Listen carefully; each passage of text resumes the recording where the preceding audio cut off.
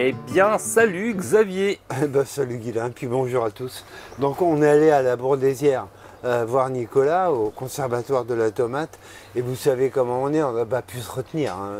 Donc il avait toutes ces petites plantouilles là, donc, qui sont la collection qu'il va planter, qui sont différents des plantes qu'il produit pour vendre, mais qui ramènent une idée de fractionner. En fait, et donc vous voyez là, dans le tunnel, moi j'ai une première série qui a été plantée il y a un moment déjà. J'ai une deuxième série un petit peu plus tard. Je vais en avoir au moins une troisième, voire une quatrième avec le bouturage. Vous vous souvenez que l'an dernier, on a bouturé. Donc voilà, là on va laisser Nico maintenant nous parler de son travail à la Bourdaissière. Et puis on se rappelle de cette idée, comme lui, on fractionne en fonction des besoins. Salut Guilain et puis bonjour à tous. Donc on est avec Nicolas Toutain que vous connaissez bien maintenant. Donc Nicolas est le chef jardinier du Conservatoire national de la tomate au château de la Bourdaissière à Montlouis en Touraine. On vous mettra le lien, etc. Et tiens, comment ça va Nico avec ce petit coup de froid là? Ça va que les tomates ne sont pas plantées dehors. Ouais. Elles sont bien au chaud dans la serre. C'est vrai que la végétation est du coup freinée par ce petit coup de froid. Heureusement, il n'y a pas de gelée trop forte. Donc ici, moi, j'ai remarqué aucun dégât pour le moment. C'est pas comme en 2021 où, rappelle-toi, on a eu plusieurs jours à 26-27 degrés et quelques jours après, il y avait une gelée à -4. À -4, oui. Donc là, il y avait même des rosiers, moi, qui avaient gelé à l'époque. Et juste un truc là, c'est parce qu'il fait froid. Qui sont un peu dérisoires là, tes plants de tomates?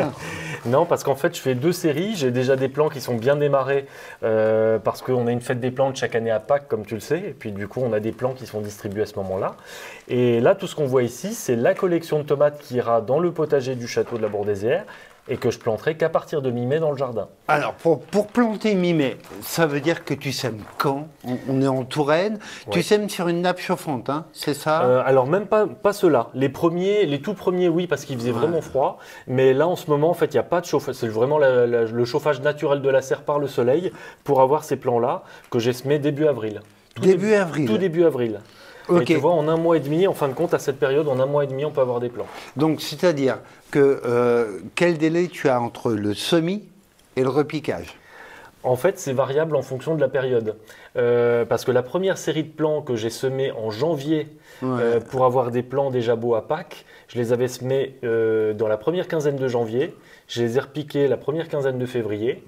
Et ils étaient prêts du coup à Pâques qui était fin mars. D'accord. Mais du coup, pour mettre le moins de chauffage possible et voilà, faire des plants qui sont quand même raisonnables, du coup, je les ai fait très tôt. D'accord. Mais ceux-là, ils vont aller beaucoup plus vite parce qu'il va faire beaucoup plus chaud dans la serre naturellement par le soleil et parce qu'il y a aussi beaucoup plus de lumière, donc ça va très vite. Donc en un mois et demi, j'aurai les plants. Donc ça veut dire que tu sèmes, grosso modo, 3 semaines après tu repiques? Oui, ça va être ça. C'est ça, hein? Je les repique 3 semaines après, là, et puis mi-mai, ils seront prêts pour être plantés dans le jardin. D'accord, ok, excellent. Alors, moi, je vois que tu as bien taillé ton crayon, dis-moi, depuis la dernière fois. Bah oui. Parce que tout est bien écrit, bien étiqueté et tout. Donc, combien de variétés cette année dans le potager? Je dis pas en tout, parce que en tout, il y a aussi tout. Je rappelle la durée germinative, grosso modo, des tomates, c'est à peu près 6 ans, hein, c'est ça. Donc tu refais pas tout le monde tous les ans. Alors, je refais pas mes graines tous les ans pour toutes les variétés. Par contre, chaque année, toutes les variétés sont semées. D'accord. Donc là, sur cette table, il y a l'intégralité de la collection de la Bourdaissière qui est semée et qui va être plantée dans le jardin après. D'accord. Chaque année, je sème et je présente toutes les variétés. Alors, combien de variétés on a là? Donc là, précisément, je crois qu'il y en a 782. Ok. Alors, 782, je vois déjà d'ici les commentaires arriver en disant quoi? Collection nationale, 782 variétés, mais moi j'en ai au moins 1500, etc. Alors, qu'est-ce qu'elles ont de particulier, ces 782? Alors en fait, ce qu'elles ont de particulier, en fait, tu veux dire pourquoi on est le Conservatoire national de la tomate? C'est parce qu'en fait, toutes ces variétés, on peut les voir en un seul et même endroit, ici au château de la Bourdaissière, et c'est une collection qui est agréée par le CCVS. Donc le CCVS, en fait, ça veut dire Conservatoire des collections végétales spécialisées. Ouais. C'est un label qu'on a depuis 1998. Et donc régulièrement, on a des contrôles pour voir que notre collection est bien suivie, qu'elle est ouverte au public et qu'elle est parfaitement organisée. D'accord. Donc là, on est sûr. Il n'y a pas de doublon. Il n'y a pas de doublon, il n'y a pas d'homonymie, il n'y a pas de choses comme ça. Et Donc, parce que moi, je me rappelle de jardins dans lesquels il y avait Délices du jardinier et Gardener's Delight. Voilà. Effectivement, c'est les mêmes. Donc là, non, effectivement, il n'y a pas de doublon et je suis très vigilant là-dessus. Et puis, il y a beaucoup de gens qui voudraient me confier des variétés qu'ils connaissent, tout ça, qui viennent du grand-père. Mais si je ne connais pas l'origine ou le nom précis de la variété, elle n'entre pas dans le conservatoire. D'accord. Donc c'est que des variétés qui existent et qui sont reconnues. Ouais, c'est pas des variétés, il paraît que, on m'a dit que, etc. Voilà, c'est Tout ça. est nommé, décrit. Même si ces variétés-là, on peut avoir un intérêt, n'ont pas d'intérêt dans un jardin conservatoire. D'accord, ok. Donc là, on a 780 variétés qui vont toutes être plantées dans le potager. Oui. Et du coup, je vous fais une annonce. Puisque j'en ai pas parlé à Nico, donc c'est encore plus facile. Une surprise.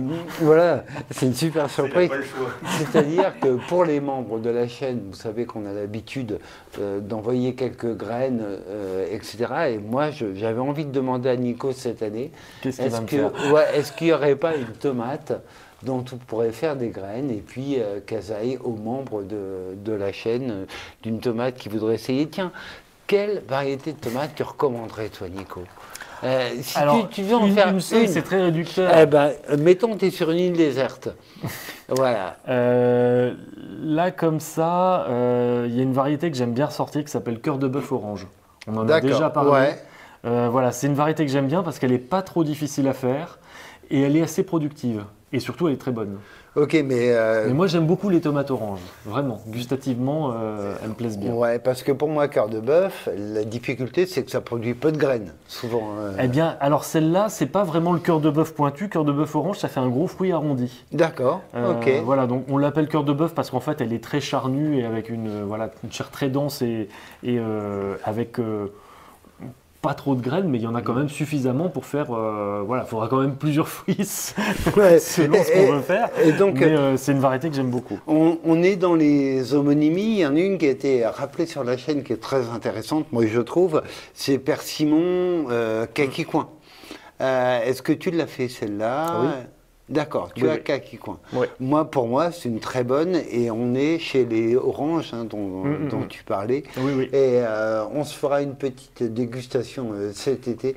Si elles n'ont pas gelé d'ici là, c'est à peu près sûr. Bah non, il faudrait qu'il gèle très fort pour que ça vienne geler dans la serre, là, quand même. Bon, on n'en est pas là. Et ben donc on vous dit à très vite et puis rendez-vous avec Nico au cours de la saison pour voir un peu l'évolution de tout ce petit monde. Les plants de tomates seront-ils plus hauts que les étiquettes? Voilà. Ah bah c'est toujours le but. Hein. Énorme. Mais donc j'en profite suspense. pour rappeler que donc, comme c'est un jardin conservatoire, ça se visite bien sûr tout au long de l'été.